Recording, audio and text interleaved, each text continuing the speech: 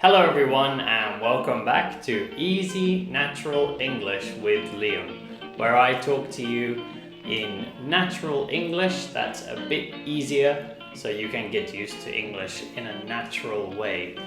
And today I want to talk to you about good TV shows to learn English with. If you've been watching my channel or listening to my podcast for a while, you'll know that I try to speak to you in natural English. Yeah, that's just a bit easier, so you can get used to English in a bit of an easier way. But eventually, or at the same time, it is very good to watch TV shows or movies in English because that's really how English sounds. So I'm trying to help you form the bridge, but really it's good to go in and listen to some full speed, usual kind of casual conversational English. So today I want to tell you about 10 good TV shows to watch. And of course I have to start with Friends. You've probably heard me talk about Friends before, or you've probably heard other English teachers talk about Friends before, because it's a very useful TV show for learning English with. So Friends is set in New York, so they're speaking with like an American accent, a very kind of standard American accent, and the English that they use is just very normal English. You know, they're not like gangsters, they're not politicians, they're just kind of normal people, and they speak a very normal English. And it's very natural English. So it's a very useful show for studying and picking up a lot of useful natural phrases that people use all the time. And also it's quite funny. But these days, it is a little bit old now. It was on TV like more than 10 years ago now, I think. So it's still very good. And yeah, the English is still very much the English we use today. But there might be some kind of modern topics, like for example social media, or kind of using mobile phones. A lot of this kind of modern vocabulary, like very recent vocabulary, might not come up. So for number 2, a show that's similar is Modern Family. And this is a more recent sitcom. So this kind of comedy is called a sitcom. Same as Friends, it's like a very everyday situation type comedy.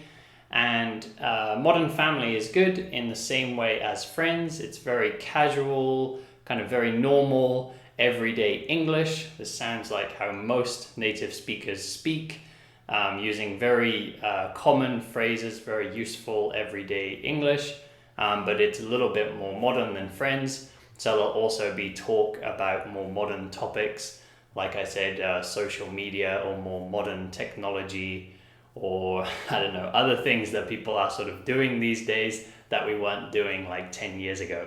And it, again, is also very funny. Number 3 is actually 2 shows really, and that's called The Office. And The Office, it started in the UK. So there's a UK version with a guy called Ricky Gervais, who's a very popular comedian in the UK.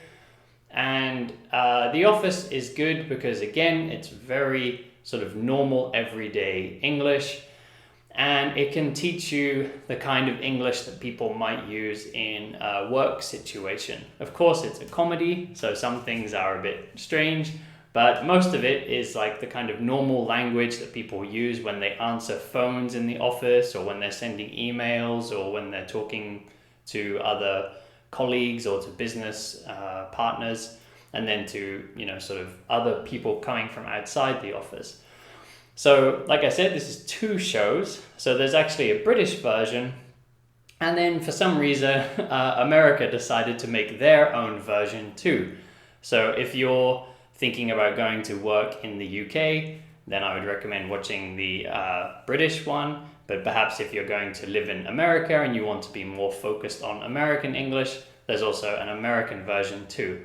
And they're both very funny, and they're both like, yeah, very useful everyday English.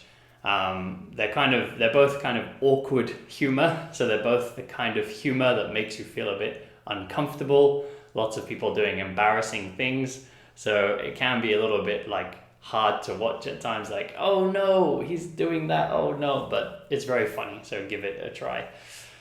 And then in number 4, so this is for people, again, who might be more focused on British English, and I just want to say to watch anything by Ricky Gervais. So in number 3, I was talking about The Office, and like I said, the actor is called Ricky Gervais, and if you watched that and you enjoyed that, there are many other shows with Ricky Gervais.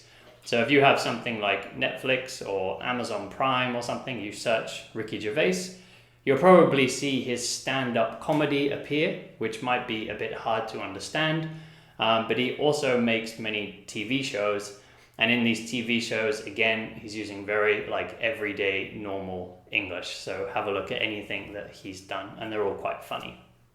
So number 5, I think I want to mention some cooking shows, because cooking shows, I mean, if you're interested in cooking, then they're going to be very fun. But I guess everybody to some level is interested in food and cooking. And I think cooking shows are good because they're often kind of pointing at what they're talking about. So if they're just eating food or cooking food, they're kind of like showing you what they are talking about. So they can be a bit easier to understand, a bit easier to follow. And also they're usually with no script. They're usually so very natural English, because they're usually just eating and talking and responding. And of course, food is a very important topic to talk about in any language. So number 5, I was going to recommend The Chef Show.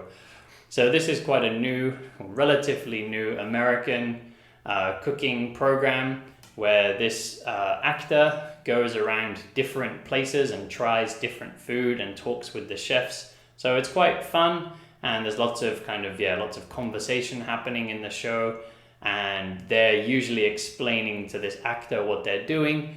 So it might be a little bit easier to follow than some other shows.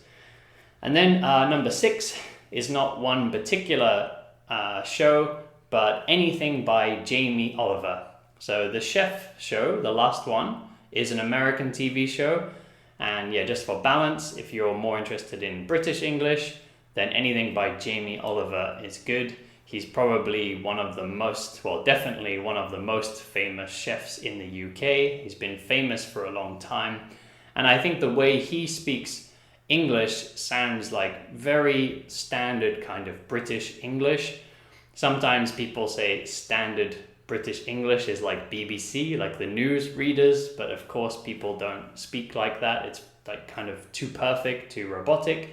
But the way Jamie Oliver speaks is like very standard for a lot of British people. So you have a look at anything that he has done.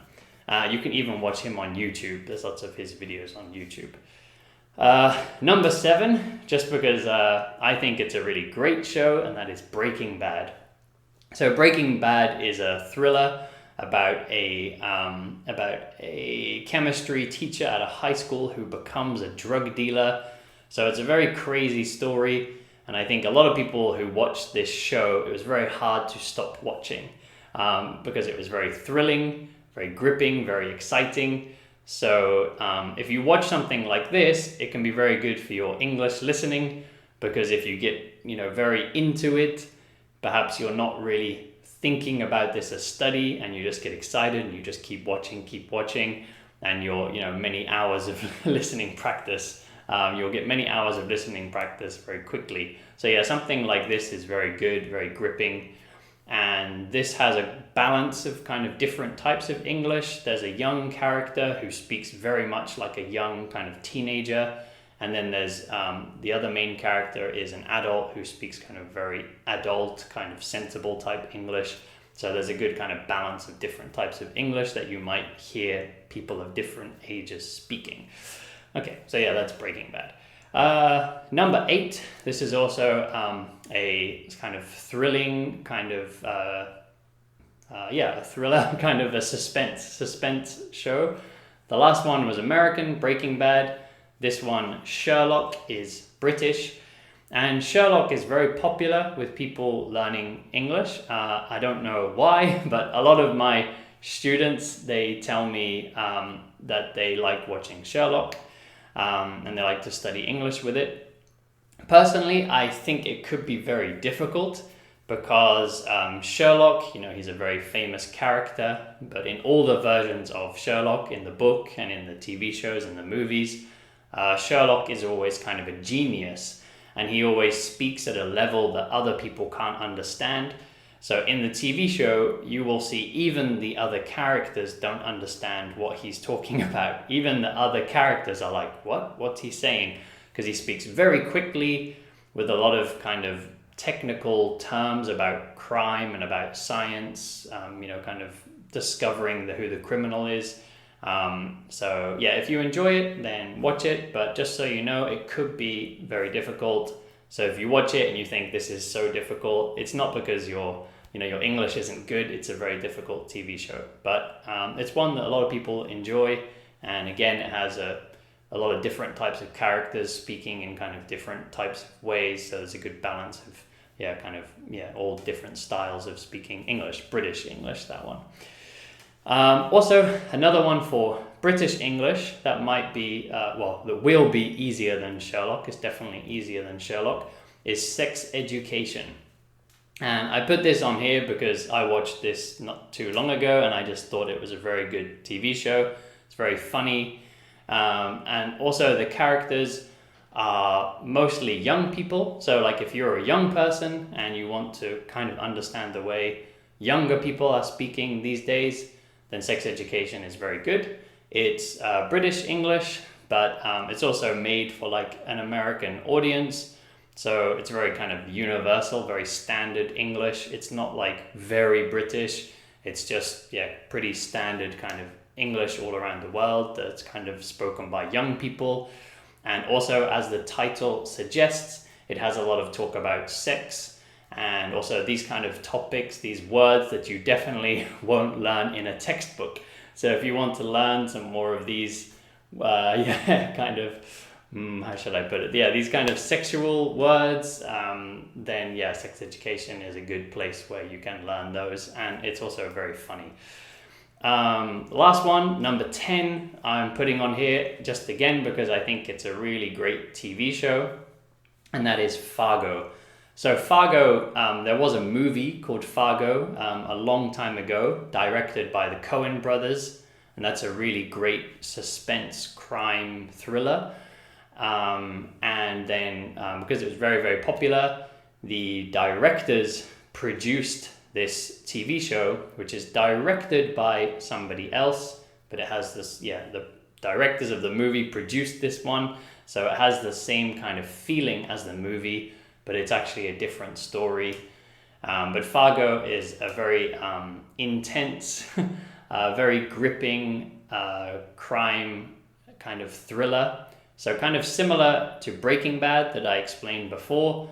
I think it's a show that you can get absorbed in. I think it's very hard to stop watching. Like you'll watch one episode and then you'll want to know what happens next. So you'll watch another one and another one and another one, which if you're doing in your own language, you might think, oh, I wasted the whole day.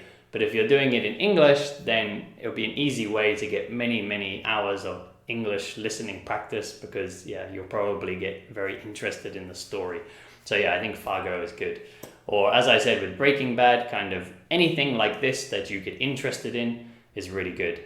And really, that's the important thing. Today, I introduced these TV shows. It's just 10. Of course, there are many, many English TV shows, but I know it can be difficult to know what to watch. I'm always trying to watch TV in Japanese, and I'm trying to listen to Japanese like every day as much as possible. So I need a lot of TV shows to watch, and it's often hard for me to find a new TV show to watch. So I thought I could help you just by introducing some. But of course, there are many out there, and the most important thing is that you just find something you enjoy. So if you try to watch the ones I suggested and you just don't enjoy them, then don't worry, stop watching them, find something that you do enjoy because it's going to be easy for you to watch. You won't think about it like studying and you'll just be enjoying the TV show and learning English at the same time, because that's really the goal. Just enjoy it. Okay, don't think of it as study.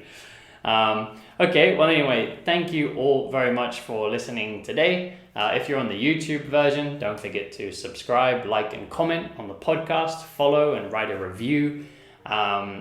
If you'd like to take a lesson with me, then please check out the link for my italki account. I've put a link in the description of the YouTube video and on the description of the podcast.